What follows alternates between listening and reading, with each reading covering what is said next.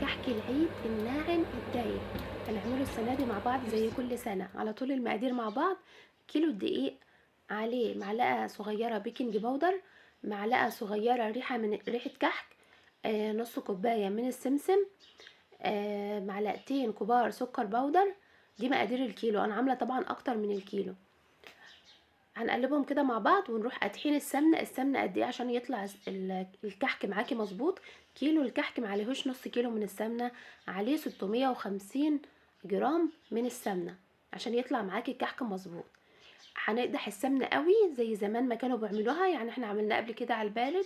النهارده هنعمله بالسمنه المقدوحه. وهنقلبه كده ونستناها لما تبرد طبعا، ونقعد بقى ايه، نعمله كده. هنبسه بايدينا مش هنعجنه، هنبسه كده حوالي 10 دقايق بالظبط. الكحك عشان يطلع معاكي كويس وناعم ودايب لازم يتبس حلو قوي.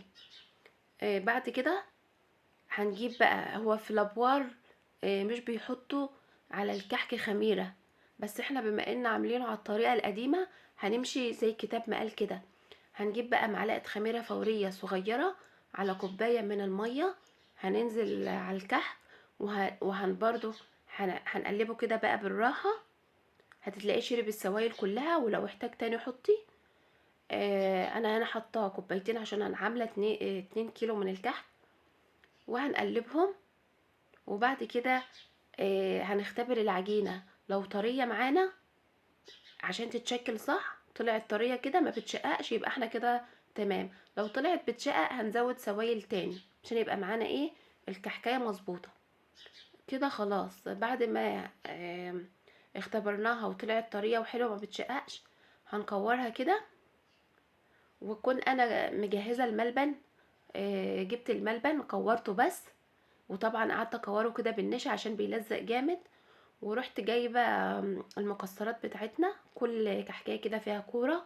والمكسرات بقى اللي هتحطي اللي تحبيها طبعا حطيها، وكوري كده ورصي بقى في الصاج بتاعك زي ما انتوا شايفين كده. مفيش اسهل من كده، بيبقى نظيف، بيبقى ريحته قلبة الدنيا. جو كحك وعمايله والبيت والناس بيبقى حاجة تانية خالص، فيتعمل في البيت افضل واحسن زي ما انتوا شايفين كده. خلاص هنكمل بقى بقية الصينية بتاعتنا بالشكل ده، وهنبصمها بقى بالبصامة او اعمليها زي ما تحبي، بس انا كل سنة بعملها بالبصامة كده. هنكون مشغلين الفرن بتاعنا على درجة حرارة 180. هنشغل من تحت، هياخد لون من تحت. هنقوم بعد كده مشغلين الشواية ومخليين بالنا منها كده، وياخد اللون بتاعنا من فوق. هندخله الفرن زي ما انتوا شايفين معانا بالشكل الحلو ده، هيطلع معانا كده. بعد كده بقى هنجيب زي المحلات بقى ما بتعمل، بيجيبوا السكر وبيطحنوه مع النشا عشان السكر يثبت فوق الكحكاية.